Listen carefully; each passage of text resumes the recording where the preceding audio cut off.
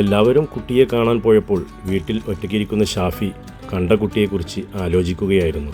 കൂട്ടുകാരനും auto ഡ്രൈവറുമായ ഇക്ബാലിൻ്റെ പരിചയക്കാരനായ ഒരു broker വഴി വന്ന ആലോചനയാണ്. ഇക്ബാലും കൂടെ വന്നിരുന്നു.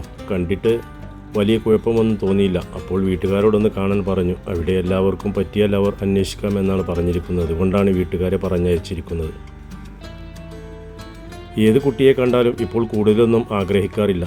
ശരിയാകുമ്പോൾ ശരിയാവട്ടെ എന്ന അവസ്ഥയിലേക്ക് എത്തിയിരിക്കുന്നു. വീട്ടുകാർ പോയി വരട്ടെ, നടക്കുമോ ഇല്ലയോ എന്ന് വന്നാലറിയാം.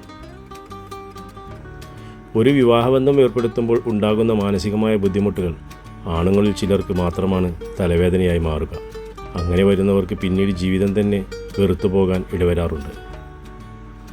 ആദ്യത്തെ ബന്ധം വേർപ്പെടുത്തിയ ഷോക്കിൽ നിന്നും ചിലർ ഒരുപാട് കാലമെടുത്തായിരിക്കും സാധാരണ നിലയിലേക്ക് എത്തുന്നത്.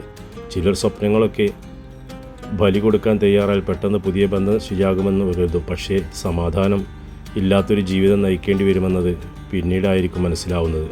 രണ്ടാമത്തെ കല്യാണം പെട്ടെന്ന് ശരിയായില്ലെങ്കിൽ ആളുകളൊക്കെ എന്തെങ്കിലും ചിന്തിക്കുമെന്ന് ഭയന്ന് മനസ്സിനിഷ്ടപ്പെടാത്ത പെൺകുട്ടി ഇഷ്ടപ്പെട്ടെന്ന് പറയുകയും അവരെ കല്യാണം കഴിക്കുകയും അവസാനം മനസ്സുകൊണ്ട് അടുക്കാൻ കഴിയാതെ ആ കുട്ടിയുടെ ജീവിതവും നശിപ്പിക്കുന്നവരുണ്ട്.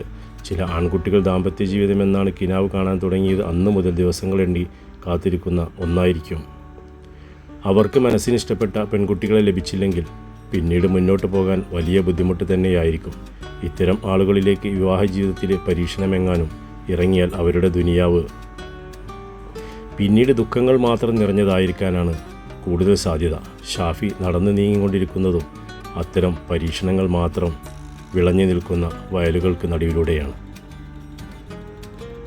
ആർക്കറിയാം വരാനിരിക്കുന്ന ജീവിതത്തിലെ സന്തോഷത്തിൻ്റെയും ദുഃഖത്തിൻ്റെയും ഗതി ഏത് ദിശയിലും വേഗത്തിലും ആയിരിക്കുമെന്ന് നമ്മൾ ചിന്തിക്കാൻ കെൽപ്പുള്ള മനുഷ്യർ എന്നൊക്കെ പറഞ്ഞിട്ടെന്ത് കാര്യം? സ്വന്തം ജീവിതത്തിലെ അടുത്ത സെക്കൻഡ് പ്രവചിക്കാനൊന്നും കഴിവില്ലല്ലോ.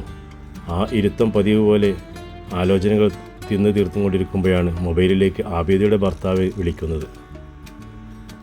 അളിയനും അവരുടെ കൂടെ പോയിട്ടുള്ളത് കൊണ്ട് എന്തോ കാര്യമായി പറയാനുണ്ടെന്ന് മനസ്സിലായി ഫോൺ അറ്റൻഡ് ചെയ്ത് സലാം പറഞ്ഞതും അളിയൻ ചോദിച്ചു, അല്ല എന്താ നിൻ്റെ ഉദ്ദേശം? കാര്യം മനസ്സിലാവാതെ ഷാഫി എന്താ അളിയാ എന്ന് ചോദിച്ചതും അളിയൻ ചൂടായും കൊണ്ട് പറഞ്ഞു, ഷാഫി നീ ഞങ്ങളെ ഇങ്ങോട്ട് പറഞ്ഞയച്ചത് നിനക്ക് കുട്ടിയെ ഇഷ്ടപ്പെട്ടിട്ടാണോ അതോ ഞങ്ങൾക്കിട്ട് പണി തരാനാണോ? സംഭവം മനസ്സിലാവാതെ ഞാനെന്തിന് നിങ്ങൾക്ക് പണി തരണം? എന്തുണ്ടായി? കുട്ടിയെ ഇഷ്ടപ്പെട്ടില്ലേ? ഷാഫി നിനക്കെന്താണ് പറ്റിയത്? അവനവന് ചേർന്ന കുട്ടികളെയല്ലേ കണ്ടെത്തേണ്ടത്. ഈ കുട്ടി നിനക്ക് പറ്റിയതാണോ? അളിയൻ ഉമ്മാക്ക് ഫോൺ കൊടുത്തു. ഉമ്മ പറഞ്ഞു, ഷാഫി ഞങ്ങൾ വീട്ടിലേക്ക് വന്നിട്ട് ബാക്കി പറയാം എന്നും പറഞ്ഞ് ഉമ്മ ഫോൺ കട്ടാക്കി. ഫോൺ വെച്ചതും പുതിയ ടെൻഷൻ വരവറിയിച്ചു. അതെന്താ അളിയൻ അങ്ങനെ പറഞ്ഞത്? ഉമ്മ എന്താ ശബ്ദം കനപ്പിച്ച് സംസാരിച്ചത്? കുട്ടി കാണാൻ ഭംഗിയൊക്കെ ഉണ്ടായിരുന്നല്ലോ. എന്താണ് ഇവർക്ക് പറ്റാതിരിക്കാനുണ്ടായ കാരണം? ചിന്തകൾ മത്സരം നടത്തി പിരിമുറുക്കം കൂട്ടിക്കൊണ്ടിരുന്ന കൂടുതൽ വൈകിയില്ല. പോയവർ വീട്ടിലേക്ക് കയറി. ഉമ്മ പറഞ്ഞു, അല്ല ഷാഫി നിനക്ക് എന്താണ് പറ്റിയത്? നിൻ്റെ ഡിമാൻഡ്സൊക്കെ വേണ്ടെന്ന് വെച്ചോ? ആ കുട്ടിയുടെ വീട്ടിലേക്ക് ഒരു റോഡ് പോയിട്ടൊരു വഴി പോലുമില്ല. പോട്ടെ, വഴിയൊന്നും നമുക്ക് നോക്കേണ്ട, വലിയ കാര്യമല്ല. വീടാണെങ്കിലോ ചെറിയൊരു വീട്, അതും പോട്ടെ, പൈസ പടച്ചോൻ തരുന്നതാണ്. അതിപ്പോൾ നാളെ ആരുടെ കയ്യിലാണെന്നും നമുക്ക് പറയാൻ പറ്റില്ല. അതൊന്നും നമ്മൾ നോക്കണ്ട, നോക്കുകയുമില്ല. പക്ഷേ കുട്ടിയെ നോക്കണ്ടേ? ആ കുട്ടിയും നീയും തമ്മിൽ ചേർച്ചയുണ്ടോ? പടച്ചോൻ നിങ്ങൾക്ക് മനസ്സിന്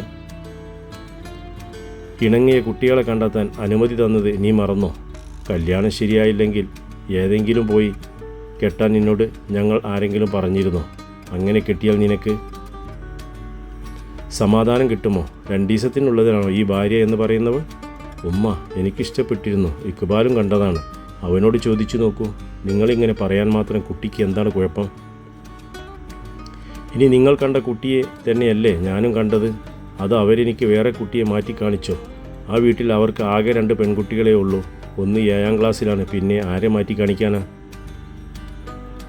ഷാഫി എന്തൊക്കെയാണ് മുന്നിൽ നടക്കുന്നതെന്ന് മനസ്സിലാവാതെ ജ്യേഷ്ഠൻ്റെ ഭാര്യമാരെ നോക്കിയതും സുറുമി കയ്യിലുണ്ടായിരുന്ന മൊബൈൽ ഷാഫിക്ക് നൽകി.